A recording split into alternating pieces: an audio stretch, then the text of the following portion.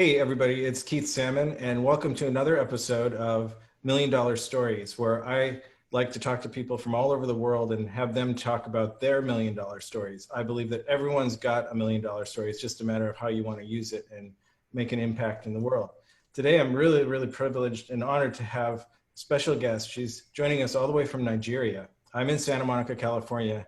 Her name is Kenim Obaigbena, and she is someone that I met a few years ago. She's a filmmaker, an entrepreneur, like nobody's business. So welcome, Kenim. It's really great to see you. Thank you for having me. And yes, you got my name right. You got the pronunciation right. That's awesome. I took a little lesson from Kenim about how to pronounce with the right sounds, and it's not easy for me because I never could even do Spanish very well here in Southern California. So Kenim and I met, we met about, I don't know, 3 or 4 years ago, somewhere in that neighborhood. And we did a little bit of work together, but in my view, we really had a great understanding of each other. At least I thought so. We could really talk about story. And, you know, that's what I'm all about, is story. And I've been keeping track of Kenim ever since I met her. And she's just, in my opinion, has just blown up. So right now, you've got this media company that you've put together yourself. And if I was to, you know, the reason for having people on the show is to inspire others to show you that it's possible. So in a world where what Kenim has done generally could be deemed as impossible, even just a few years ago, and even today, she's done it, and she's doing it, and she's been doing it from a young age. So that's why I really wanted to have you here. So why don't you tell us a little bit about your media company and what's been going on in the last couple of years? Yeah, so I own a streaming service called Stream OVG, and we have films and documentaries about West African and the diaspora's history, business, politics, and culture. So yeah, in terms of like the last few years, I think what I would say about the streaming company, because we launched about a month ago, but I think I've been in film and media for 15 years. I started very young, and it's literally all my experiences that have come together to be able to produce this this streaming service. Yes. That's awesome. So you're a writer, a producer, a director, an editor, a serial entrepreneur. So does that come in a particular sequence? You know, you've got all those assets and skill sets. And are you an entrepreneur first? You know what? Funny enough, yes, I would say that because you know, when I started out I started a magazine with my sisters, and that kind of, the reason why I say it's related to this, because 15 years is a long time, and you sort of pick up different skills along the way, and even those skills that I had learned at that time, they're very much valuable in what I'm doing today. So I would say entrepreneur first, and I would say artist second. But that is not to deny my artistry, because I'm definitely very much an artist at the same time. Right. Absolutely. So a lot of you guys know that I started in film editing, and that was where a lot of my storytelling know-how comes from, or at least the way that you can tell a different story from a different perspective. And so this the docu-series that you've got going on is got very editorially driven and story driven, obviously, and that's a lot of work. My God, that's a lot of story building that you've done, and writing and just putting the whole thing and the whole message together is quite a feat. Does there come a point in time when you could say to somebody who, I think a lot of times entrepreneurs kind of fall apart because they try to do everything themselves. And so is there any sort of like apex moment that you said, I have to get some people to support my, my effort here so that I can be more efficient? Because I think that you've got such a talent from the CEO position of, if you will, that, you've got to delegate. Definitely, delegation is very important. And the way I do it, at least from the grassroots side of things, is anything I don't enjoy doing, I hire someone else to do that. So that's pretty much, how I can keep the ball rolling and keep the inspiration and drive. And in terms of, oh, I'm in Nigeria, so we do get like these power outages that happen, but it should be back up anytime. So what was I saying? Uh, Oh, that you didn't like yeah, doing something, so you delegate. Keep the exactly. Yes, I delegate. I get someone else. To do, different things. But the way I started from a grassroots uh, side is like I learned how to do everything. Um, and so I always find as an entrepreneur that it's better, especially in the creative field as an entrepreneur, it's very essential that you do know how to do everything, because when it's time to hire someone to do it, you hire someone that's better than you at that task. And you can see all the loopholes, and you can see if anyone tries to tell you it costs XYZ, or they can't tell you lies because you know how to do it.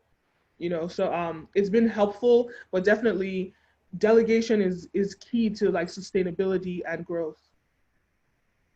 I can say it better. I think that the idea is, um, a lot of people that I talk to anyway, they get into, say, even in a structure of a very basic sort of online business, doing Facebook posts and things like that. It's like, if you're doing it all yourself, obviously time management's an issue, but then I think it's important to get a little bit of the skill set, so you at least, you know, if you don't necessarily need to teach it, but if you want to supervise it, you need to know a little bit about what your, so people do tend to hold the kind of the keys to those kingdoms a little bit, and feel like they have you over a barrel. Let's just say sometimes, if it's like building a house, when you get somebody in and they tell you that it's going to cost $9,000 to put a sink in, you've got to call somebody else. Or learn how to put this. And if you know a little bit about it, then you've got some basis of knowledge there. Exactly. And even funny enough that you brought up a house, I even had a moment when I was in LA where I was doing um, Airbnb hosting or having different apartments, and just even that as well taught me a lot in film and in business, and just knowing how to ensure that keeping the costs as low as possible to get the best return on investment. And that really showed me how resourceful you could really be, in not overspending, or wasting too much time. It is a real big lesson. It was a big lesson in time management um, and execution. So yeah, it's definitely important to know what it takes to deliver on something, so that when you do hire someone, you can set realistic deadlines. Right. And you can control that situation. You can control that conversation from the first time that you talk to them. I've noticed that even in the, I don't think there's anything for me other than we have such a virtual world now, but the idea of hiring someone by virtue of texting, when we can jump on a Zoom call and have a face-to-face with like a new team member, you've got to see if if they see your vision. I believe if they see your vision, you've got a chance to work with them. If you come on and they want you to see their vision, you're working for them all of a sudden, and then that your vision gets disruptive. That's my experience. Um, Fair enough. Fair enough. that's awesome. So do you want to talk about, uh, tell me what you think of, I mean, this is an era when I think that everyone has a chance. I keep talking about this $1 million story premise. Everybody's got this thing inside of them. And do you feel, as a woman coming up and established and everything like that, were things harder for you uh, to make your impression and to get as far as you've come just in your early days still? but you're still established already. Yes, so certainly as a woman, a lot of doors were closed, even especially in Hollywood. Funny enough, um, especially because working behind the scenes, working on sets, um, a lot of those situations, they're not gonna bring you in as a PA. They're not gonna they're not gonna let keep bringing you in just because of the fact you're a woman and they doubt your capabilities, and especially being a Black woman in America on top of that. So those are two more reasons that they just won't hire you. But the funny thing about that is I always believe that everything happens for a reason. And with me, it just made me create my own jobs. So the idea that no one else would hire me, but I can always hire me. And it was actually more beneficial to me as a filmmaker or as an entrepreneur as well, because you, if you are going to, be a PA, if you're going to be a runner, you're always going to be a runner. You don't become a director until you make your own projects, or you don't become a producer or a filmmaker until you actually in charge. Otherwise, you're always going to be waiting for someone else. So I guess for me, it was beneficial. The sexism and the racism was beneficial because it just drove me to uh, create my own projects, which ultimately makes me set my own standards, and so on and so forth. Right. So that kind of give you the internal sort of fire inside of you to go to go after it, not to be. I'm sure a lot of people go away from it and don't try to pursue it, but you had some sort of fire inside of you to say, look, let me just make this stuff work for me, something Well, like that. I would say that too, and you have to look at who you are and what your nature is. And I guess over the years, it has let me realize my nature is not to work for someone. It's just not. It's never been my nature, and it's partially from my parents. Both my parents are entrepreneurs, and I've watched them be leaders. So to become an employee, for me specifically, I just wasn't raised seeing that, um, and and it became more pronounced in positions where I was an employee or I was working under someone. There was also a layer of not liking it, even as much as I was learning a lot on those sets or learning a lot in those like studios. That part of it was just not fulfilling. So there were a benefit definitely was that I had to create my own jobs, and that's a difficult task in itself, figuring out how to navigate that and how to do that. But at the same time, it was more fulfilling to me and more satisfying being the one, I wouldn't say necessarily in charge, but being the one that gets to control the story or the narrative.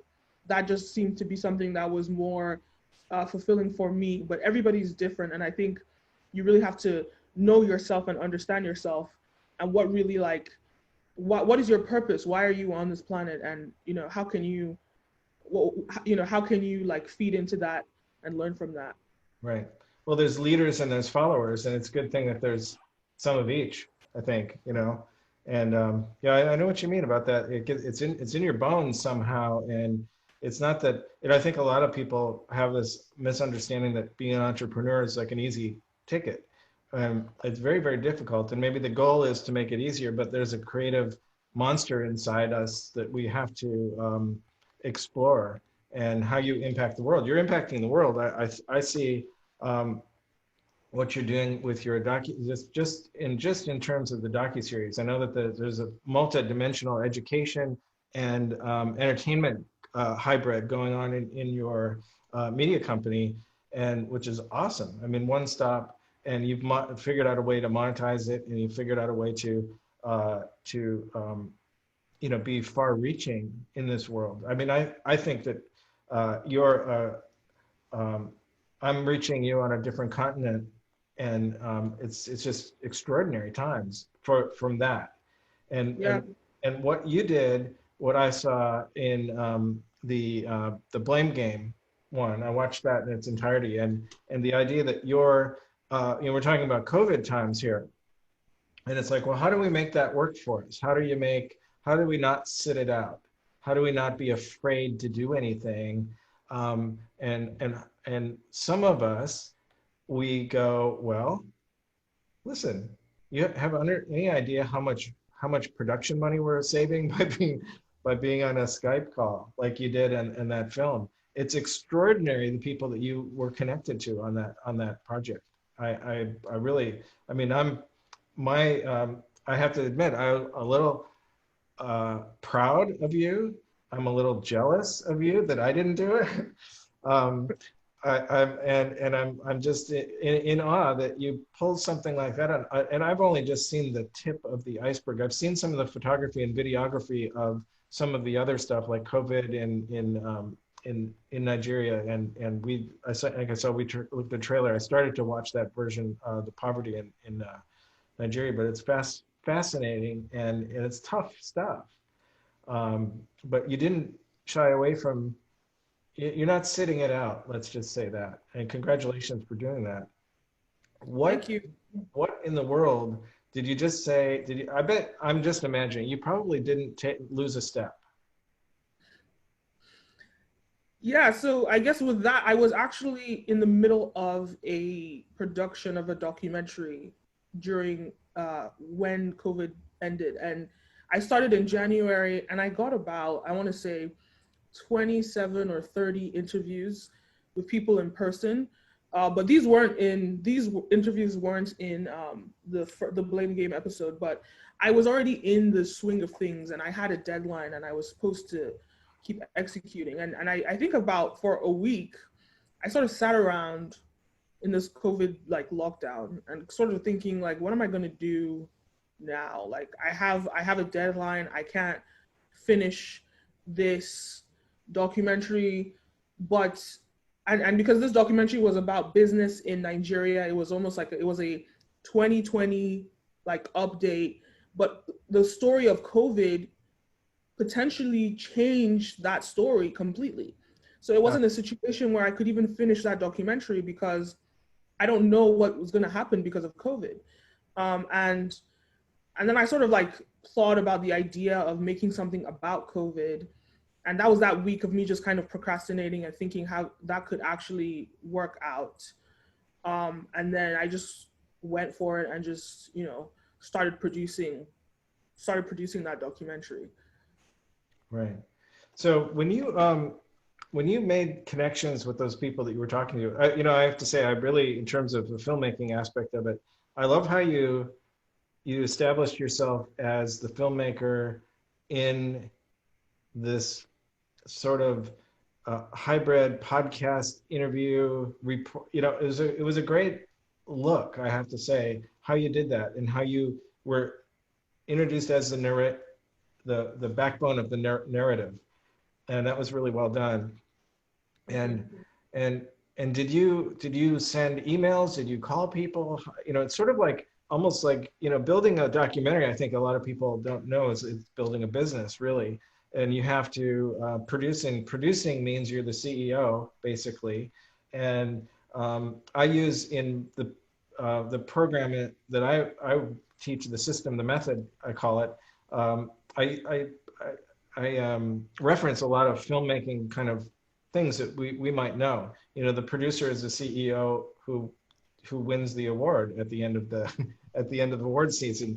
So what I'm trying to say is that it's an undertaking and it is a business. So you've got to make those connections, those reach out calls, and make the contracts, if you will. So how was that? Were you sending things out in emails and making calls, or how to connect with some of these? It was just email based. I sourced a lot of them through YouTube. Funny enough, I would run into some sort of YouTube thing with them in it, and I then reached out to them. Some of them were on the news. Some of them were just doing interviews, and I saw these people. Oh, to be honest, most of the people I reached out to didn't even get back to me by email. Most of them didn't even reach out back. But at the end of the day, I knew I had a deadline and I wasn't going to wait for an interview. And so I got who I could get, and then I built a story around it. Yeah. So I think for me, and the reason why I was able to pull something like that off is because, I mean, you met me when I was making my first documentary. And I think the important thing to understand is that failure is very important for you to learn and progress. So when I made my first documentary, I started, I want to say, in 2013, and I was working on that documentary for 7 years. Mm, Never released it, never came out. Got a lot of interviews, just it never came out. And that's because those 7 years were teaching me how to make documentaries, right. pretty much. Absolutely. So I was able to figure out a system that works, or a way to expedite the documentary process, um, so that it's more efficient. Um, and so yeah, but what I would say is, it took 7 years to learn how to even figure out a formula that would work for me to be able to make a documentary in 1 month, pretty much. Right. I think my experiences with that same process you were talking about, um, I've had a lot of people come to me with their box of whatever, a big box of stuff, and it's not as easy as it meets the eye. But you've got to go out and understand how you do it. So you've really streamlined the process, because you've really, man, you just you must have like a writer's like machine inside of your body that just comes up with. I mean, it was, what I really loved is how that particular one, it really moved through. It took me through. I thought the music was great. I thought that the jumped from one point to the next point, and just like, oh, I haven't thought of even thinking about it like that. And pretty great. So how is that? How do we find you on that? I mean, well, and I'll of course I'll post some things in when we premiere the interview. I'll put some ways to contact your media company to get that available. Is there anything you want to talk about that? Yeah, so it's a streaming service. So just go to www.streamovg.com, and you can just purchase it on there. It's on demand, so you could just go on there and start streaming immediately, pretty much. Well, that's And great. that episode is free. So that one is free. So you can just go on and start streaming that one. Yeah.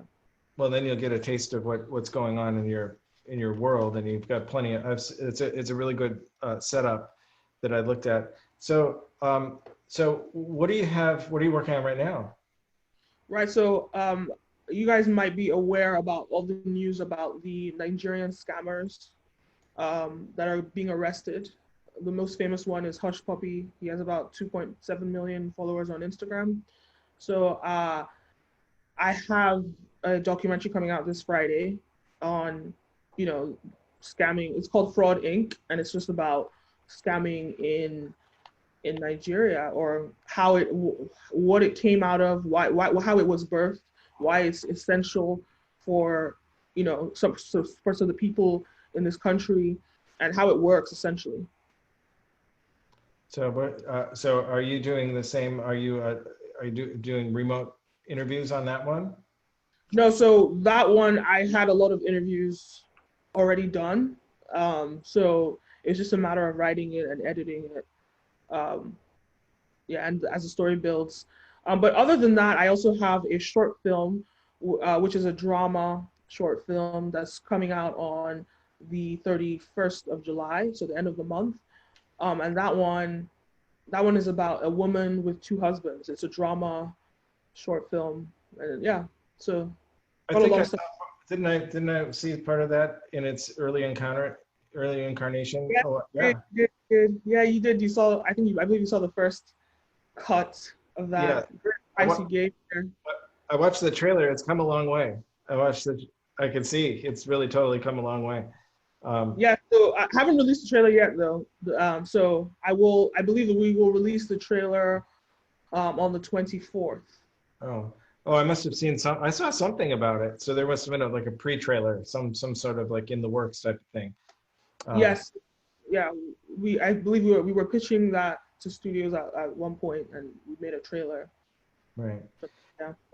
And then part of the dimension, it's a multi-dimensional media company is like your entrepreneur. I mean, I know that you had that documentary coming from before COVID, and then the entrepreneur thing. There's still got to be a lot of things going on that you've learned throughout that process about what makes people tick and what makes people want to become.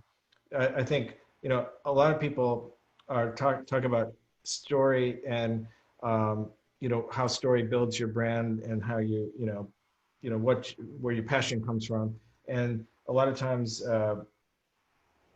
it's kind of trendy to be hooked up in the pain parts of your story, but there's also those the transformation parts of the story is what I'm interested in. Obviously, you got to start from somewhere, and how you came out of those situations and came into your dream is what I really love to hear about. Did you find that did you have any?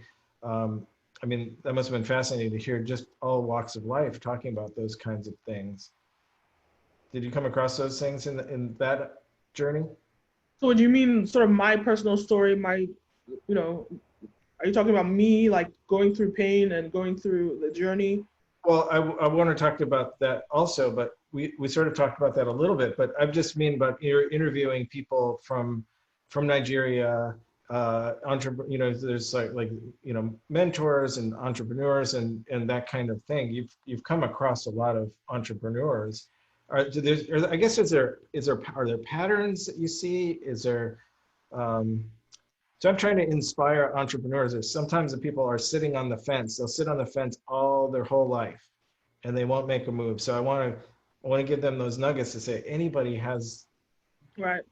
Yeah, I guess with entrepreneurs, what you'll find is, you know, there's execution, there's consistency, there's a level of self-gratitude, understanding that um, you can determine what success is. You don't have to wait for other people to give you that validation, but you should um, find that validation. And I think that validation comes in small wins. So it's not about being the biggest and best and making the most noise. And if that's your goal, that's fine. But you have to recognize that that's not going to happen overnight. So it's those small wins, your first customer, you know, your second customer, um, and having a customer that is very happy with the work. To me, that's more important than having, you know, millions of whatever it is customers that maybe don't care about what you're doing. It's about entrepreneurship is really about value creation. So it's really about making the world a better place through the value that you're creating. How are you improving people's lives? How are you solving people's problems?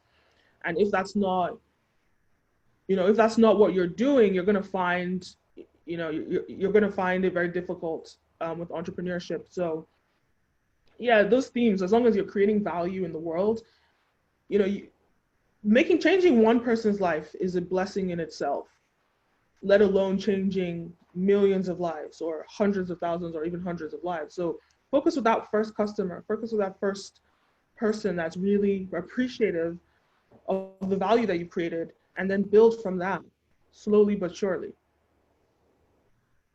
Well, I'm out of breath because that's exactly right. That whole thing that was awesome. That was that was perfect. The value. I posted something on I have a little Facebook group that I try to pump them up a little bit here and there, and it was like, you know, concentrating on adding value this week, adding value, and that everything else falls into place. And it's like awesome to concentrate on that first customer. That's great. Yeah. Because when you look at Jeff Bezos, who is the richest man in the world, what will he tell you is the key to his success? It's customer centricity. He provides services based on what his customers want. That's how he designs his business. That's how he's built this, you know, is Amazon $1 trillion business now? It must be. But that's how he's built it, through customer centricity. And I think a lot of times people want the title of entrepreneurship for the selfish reasons, the independence that it provides, you know, because you see entrepreneurs have a lot of money, but you fail to realize a lot of times that the most successful entrepreneurs, that are especially those with legitimate money, with real clean money, are the ones, and even the ones with bad money too, they're still creating value even though it's potentially bad value. Right. but but yeah, you'll find that they're creating, they're focused on customer centricity. So yeah, and I think a lot of filmmakers, a lot of artists, they fail to realize that because they have so much of a passion to create. So they're creating for selfish reasons. They're creating because that's what they want to create for themselves.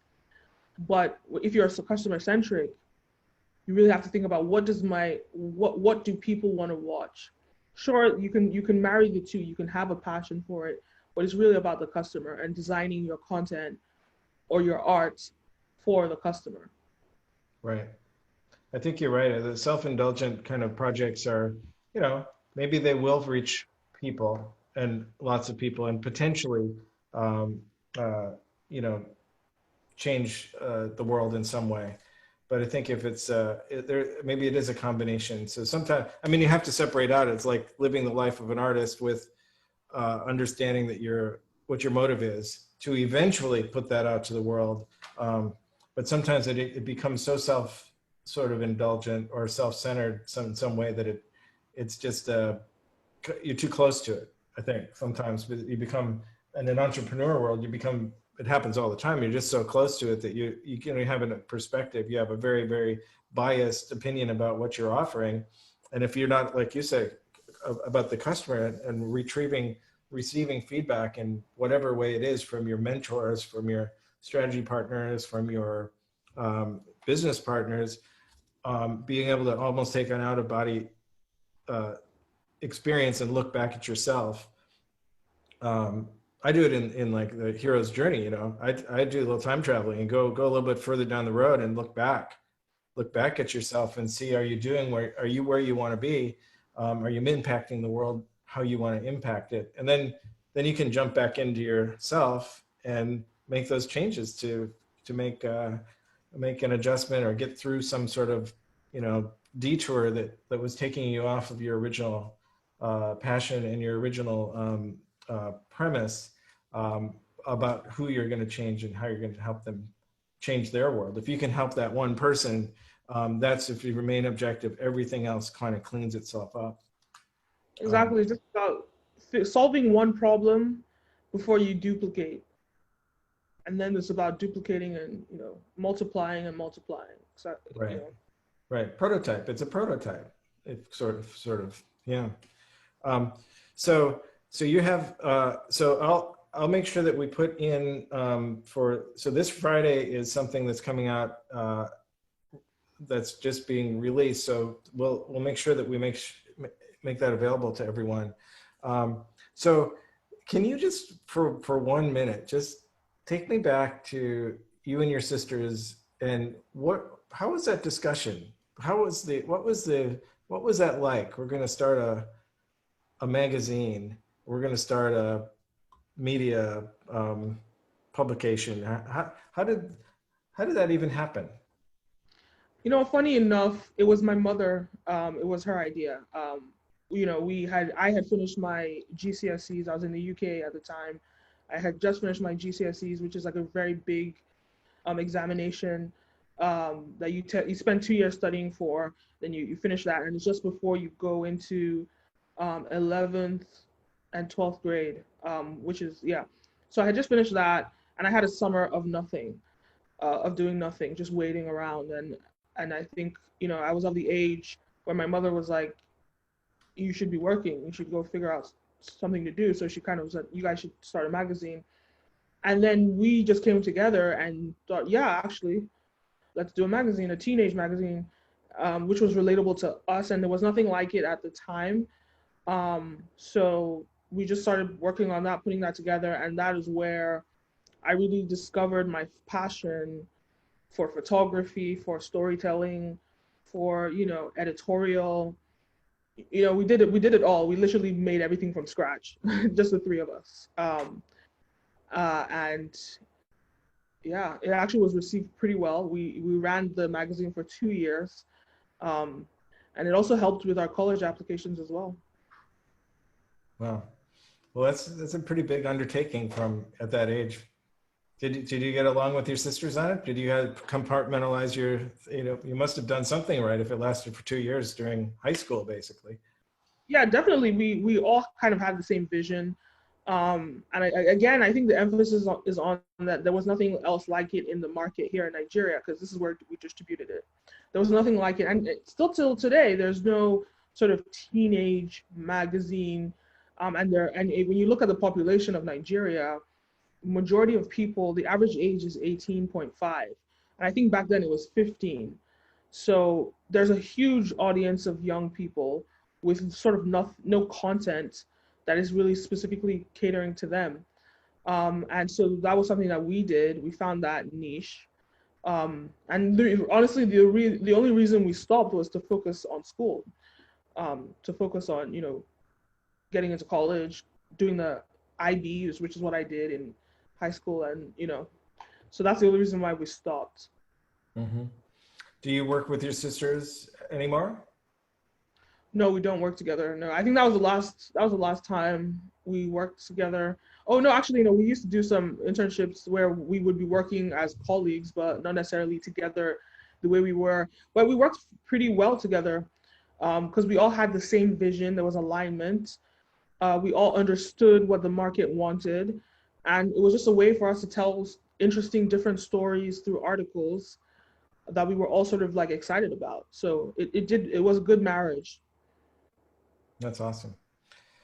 Right. Well, I am going to, I'm going to not take up too much more of your time. We're going to kind of in the podcast length here. But gosh, I really appreciate you coming on. I know it's nighttime. It's morning where I am in Santa Monica, California, and it's nighttime for you. So unless you want to. It's like 6:45, so it's not too late yet. Oh, it's not too late. Okay, that's not bad.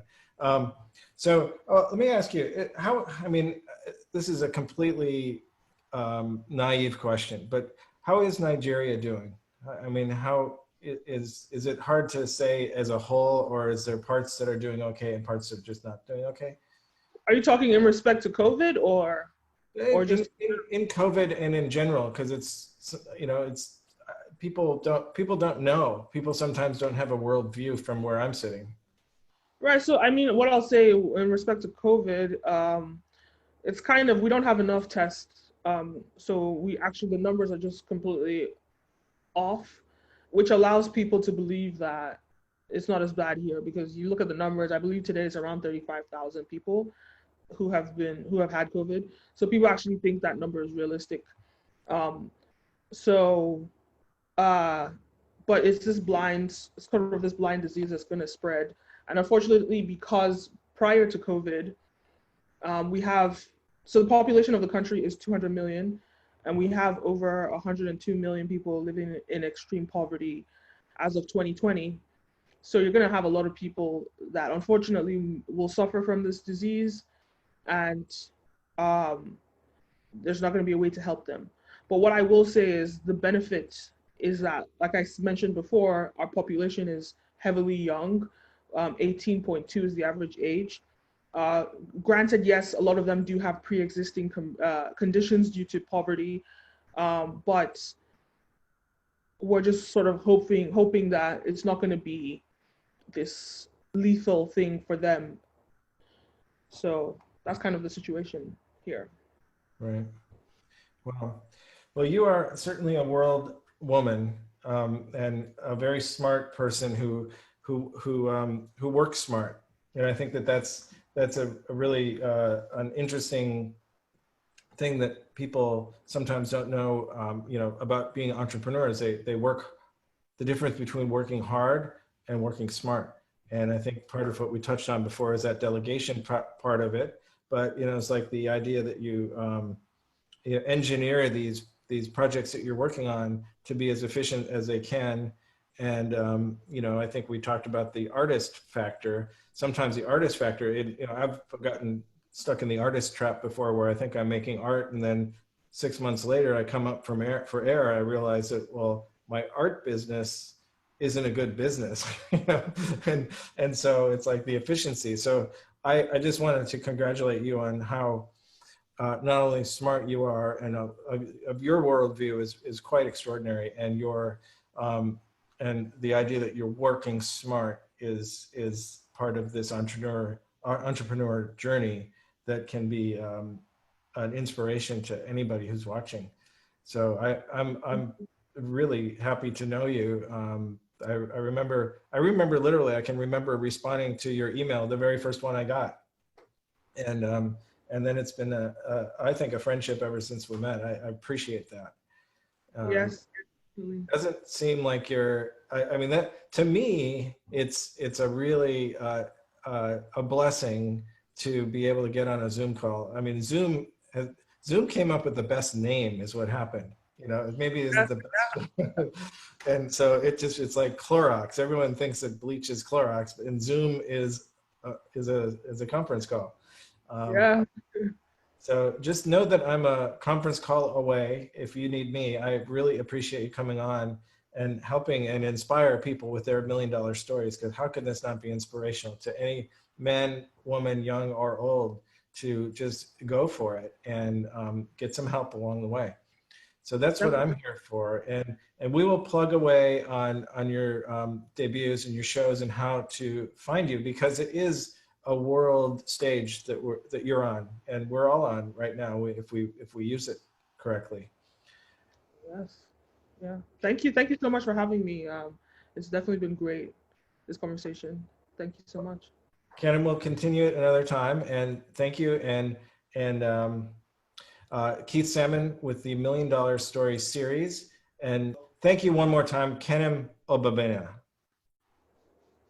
All right. Thank you one more time, Kenim Obaigbena. Yes.